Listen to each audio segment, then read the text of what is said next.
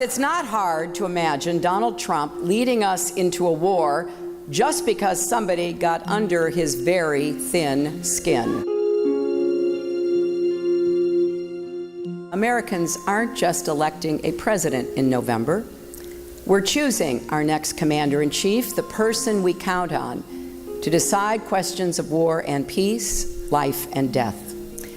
And like many across our country and around the world, I believe the person the Republicans have nominated for president cannot do the job.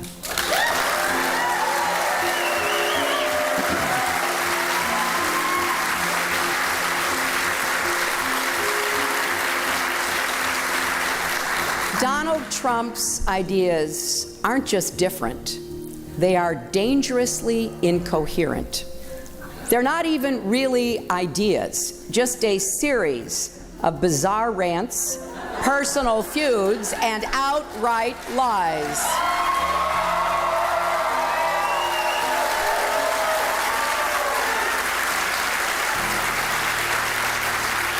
He is not just unprepared, he is temperamentally unfit to hold an office that requires knowledge, stability, and immense responsibility.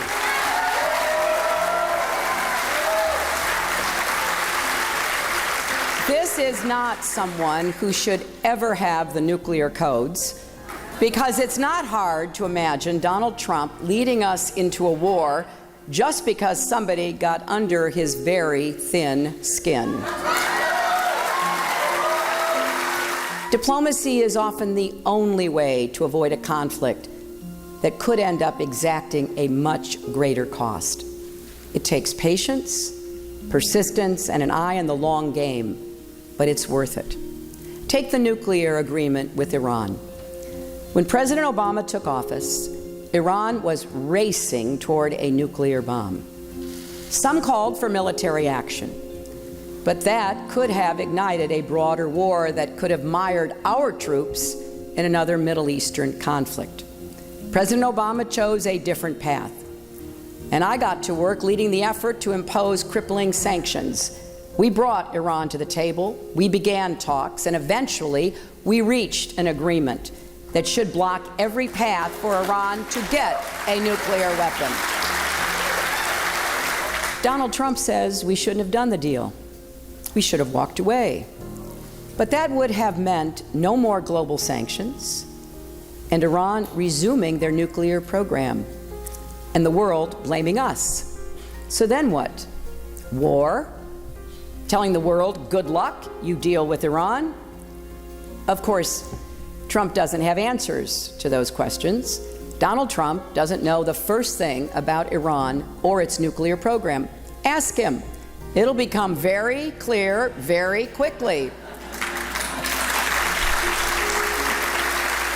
Now imagine Donald Trump sitting in the Situation Room, making life or death decisions on behalf of the United States.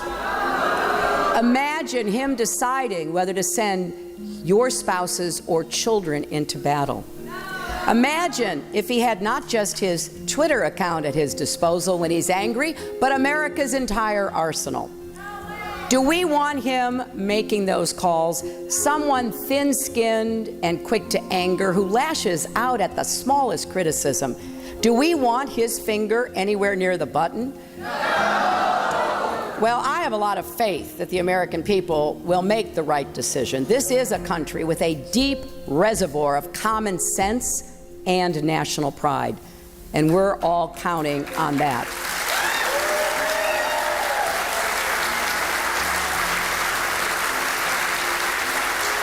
Because making Donald Trump our commander-in-chief would be a historic mistake, and it would undo so much of the work that Republicans and Democrats alike have done over many decades to make America stronger and more secure. It would set back our standing in the world more than anything in recent memory, and it would fuel an ugly narrative about who we are, that we're fearful, not confident, that we want to let others determine our future for us instead of shaping our own destiny. That's not the America I know and love.